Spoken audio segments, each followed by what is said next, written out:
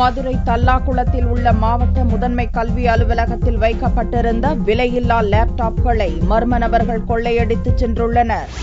மதுரையில் +2 மாணவர்களுக்கு இலவசமாக வழங்குவதற்காக 508 விலையில்லா லேப்டாப்கள் தல்லாகுளம் மாவட்ட கல்வி அலுவலகத்தில் வைக்கப்பட்டிருந்தன.